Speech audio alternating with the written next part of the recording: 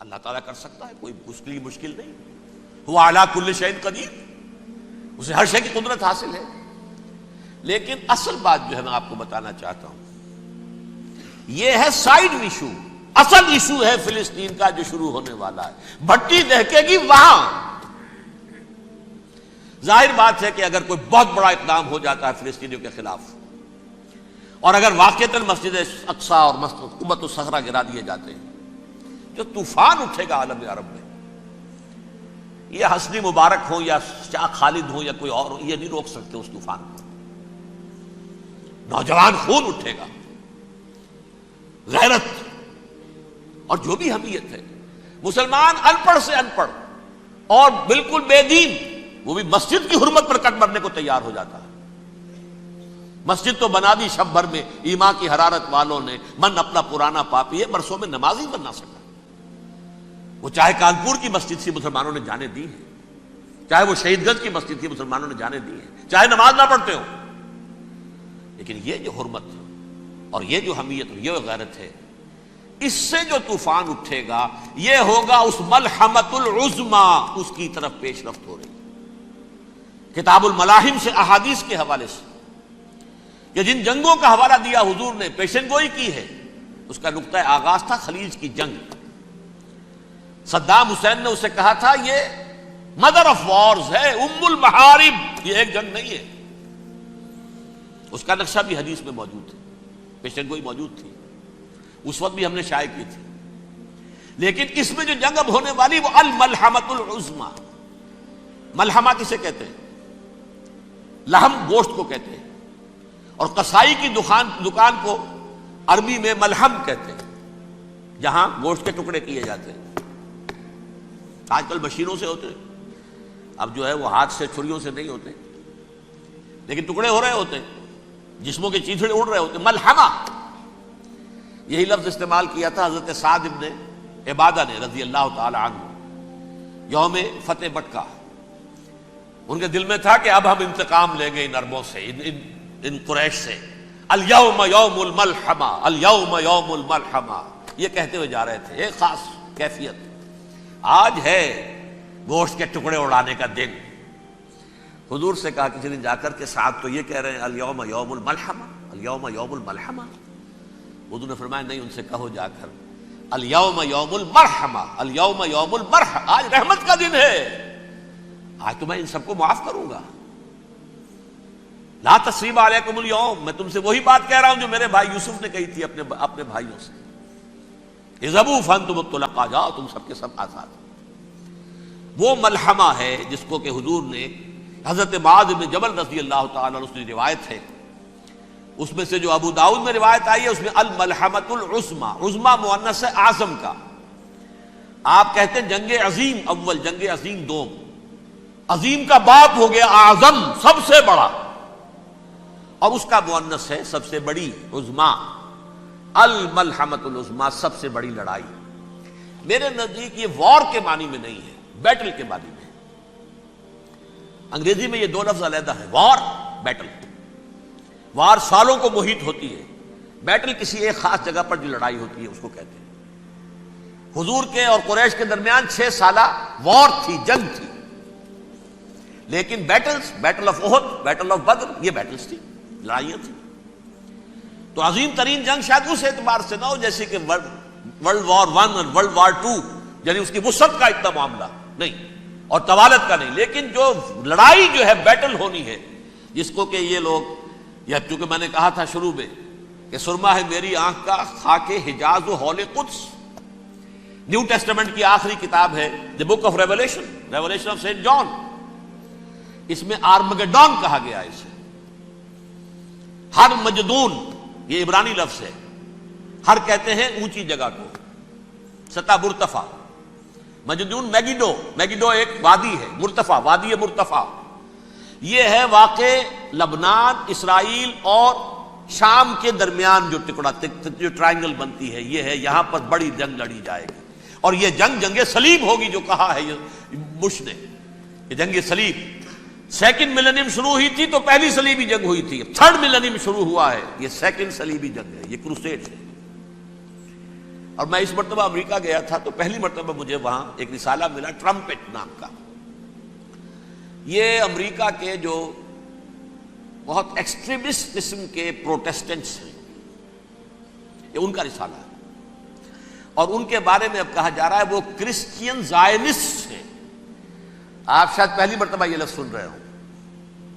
زائنسٹ تو ہم سمجھتے ہیں یہودیوں کو, کرسچین زائنسٹ وہ ہیں جو ہیں تو عیسائی پروٹیسٹنٹس ہیں, لیکن اسرائیل کے وہ حمایتی یہودیوں سے بڑھ کر ہیں.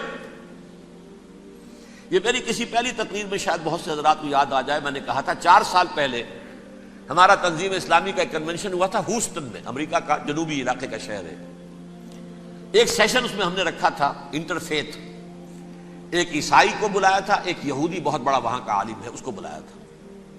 اس یہودی عالم نے ڈاکٹر وشوگراڈ جو وہاں کی یونیورسٹی میں پروفیسر ایمیریٹس ہے, اس نے کہا تھا کہ یہ اسرائیل کی تو سپورٹ کر رہے ہیں عیسائی, ہم تو نہیں کر رہے.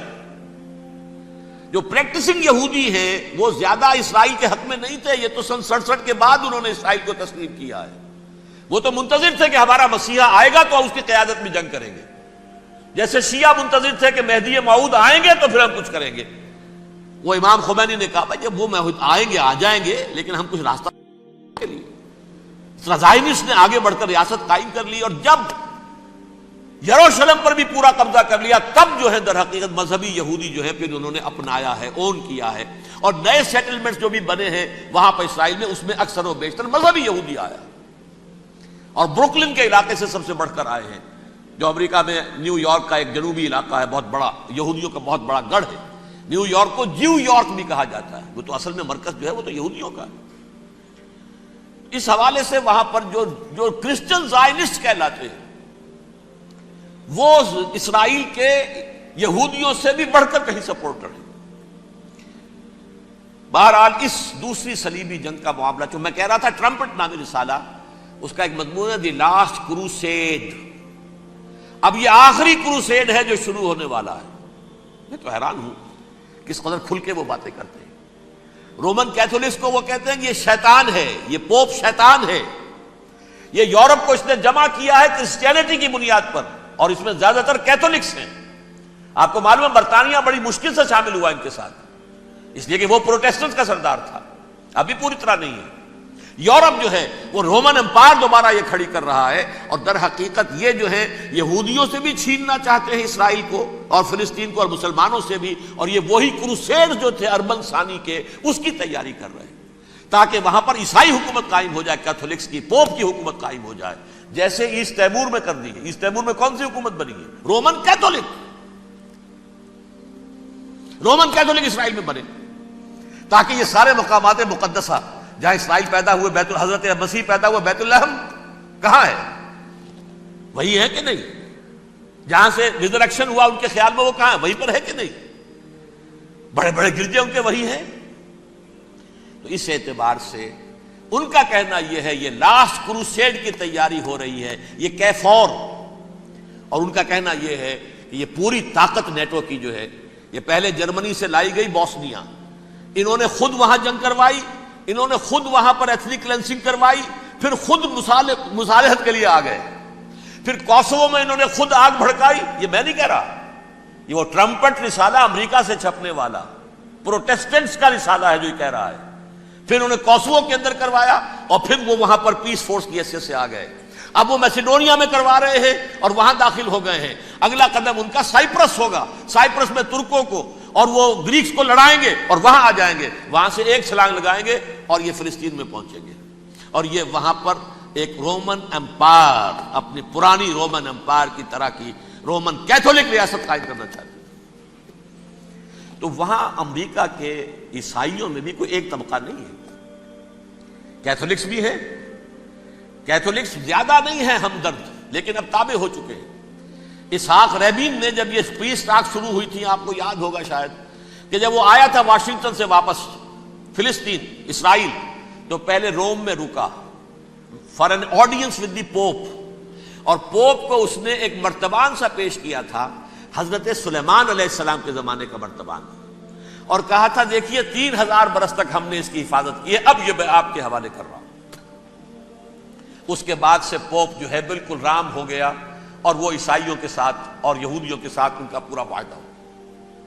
اب پورا عیسائی ورلڈ جو ہے بعثت مجموعی یہودیوں کے شکنجے میں ہے۔ البتہ ان کے اندر بھی جھگڑے ہیں، جو وہاں پر وائٹ کرسچن ملیشیاز ہیں وہ ایکسٹریمسٹ ہیں کیتھولکس، ان کے نزدیک دشمن نمبر 1 یہودی، دشمن نمبر 2 مسلمان، دشمن نمبر 3 جو یورپ میں کالے ہیں، ایفرو امریکن، چاہے وہ عیسائی ہو گئے ہوں، کوئی بھی ہو، یہ 3 دشمن ہیں جن سے انہوں نے کلینز کرنا ہے، صاف کرنا ہے ان کے خیال کے مطابق امریکہ کی سوسائٹی کو۔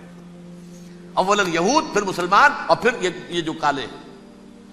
لیکن دوسری طرف پروٹیسٹنٹس کے اندر ایکسٹریمسٹ وہ ہیں جنہیں کہا جا رہا ہے یہ کرسچین زائنسٹ ہیں، یہ اسرائیل سے بڑھ کر سپورٹرز ہیں۔ بہرحال یہ اب جنگ ہوگی، اس کا نتیجہ کیا نکلے گا یہ تو اللہ ہی جانتا ہے۔ اب میں آخری بات کی طرف آ رہا ہوں۔ آخری نتیجہ تو جو بھی کچھ اپس اینڈ ڈاؤنز آئیں گے، تلک الایام نداولها بین الناس، آخری نتیجہ ڈراپ سین وہ یہ ہوگا کہ اللہ کے دین کا بول بالا ہوگا، اور پوری دنیا پر محمد کے لائے ہوئے دین صلی اللہ علیہ وسلم کی حکومت قائم ہوگی۔ وہ گویا قیامت کی تمہید ہوگی، اس کے بعد بس قیامت آئے گی، کیونکہ مقصد کائنات، تخلیق کائنات پورا ہو جائے گا۔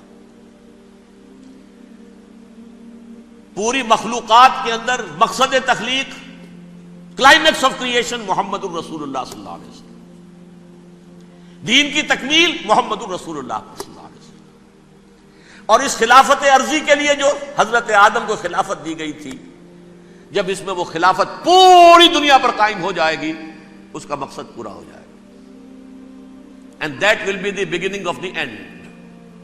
اس کے بعد قیامت ہے۔ آخری نتیجہ تو یہ نکلنا ہے۔ اس سے پہلے سزائیں ہمیں بھی مل رہی ہیں، اور یہاں میں کانٹے کی بات جو چھوڑ گیا تھا اس کو بیان کر دوں۔ اللہ نے اس مغضوب علیہم قوم کو، اس ملعون قوم کو کیوں اب تک چھوٹ دیے رکھی؟ میں بتا چکا ہوں یہ بڑے عذاب کے مستحق ہو چکے تھے حضرت عیسیٰ علیہ السلام کے زمانے میں، چھوٹ دی ہے، ابھی تک ہے، بلکہ ایک مرتبہ ابھارا ہے۔ 1900 برس کے بعد ابھرے ہیں یہ، بالفور ڈیکلریشن 1917، سن 70 عیسوی کے بعد، تقریباً 1900 برس، 1850 برس تو ہے ہی کم سے کم۔ پھر creation of Israel 1948، 1967 extension of Israel, یروشلم پر قبضہ۔ یہ سارا جو ہے کیوں ہے؟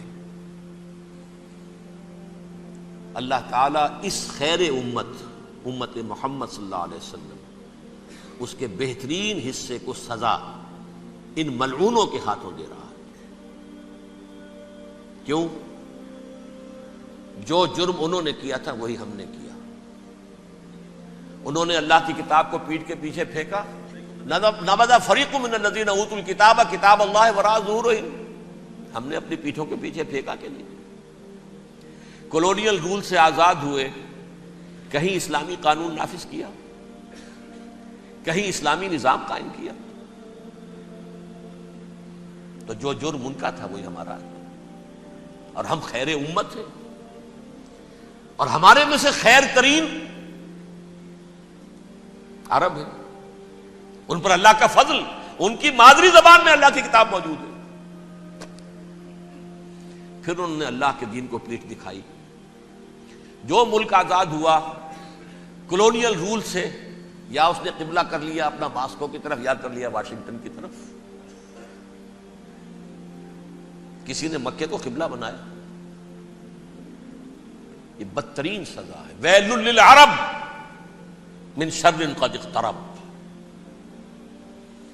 اور ترمذی شریف میں تو یہاں تک روایت ہے، من اقتراب الساعۃ ہلاک العرب، قیامت کے قرب کی ایک نشانی یہ بھی ہوگی کہ عرب ہلاک ہو جائیں گے۔ ایک حدیث میں الفاظ آتے ہیں کہ حضور نے جب کہا یہ ہوگا یہ ہوگا یہ ہوگا، یہ بربادی آئے گی، تو کسی زوجہ محترمہ نام میں بھول رہا ہوں، انہوں نے پوچھا کہ عرب اس دن کہاں ہوں گے؟ فرمایا العرب یومئذ قلیل، بہت کم، آخری خاتمہ ہونا ہے یہود کا حضرت مسیح علیہ السلام کے ہاتھوں. وہ عذاب جو 2000 برس تک ان سے چلا رہا وہ آئے گا اور ان کے رسول ہی کے ہاتھوں آئے گا.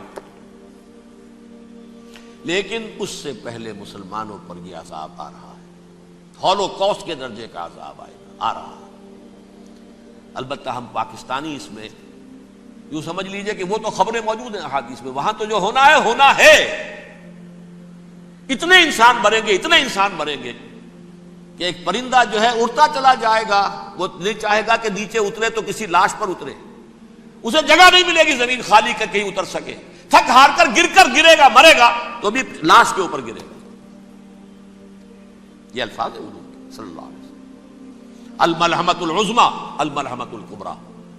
یہ لاسٹ کروسیڈ ٹرمپٹ اخبار نے، میں اس کا فوٹو اسٹیٹ بھی کبھی آپ کو دکھا دوں، ویسے میرے ساتھ ہے وہ رسالہ ٹرمپٹ. دی لاسٹ کروسیڈ اس کی تیاری ہو رہی ہے. وہ الملحمۃ العظمی اور ملحمۃ الکبریٰ جو ہے وہ آنے والی ہے. ابن ماجہ میں اس کبریٰ کہا ہے، اکبر کا مؤنث کبریٰ. ملحمہ کبریٰ سب سے بڑی جنگ اور ملحمہ عظمی سب سے عظیم جنگ. یہ ہوگی اور بہت جلد ہوگی.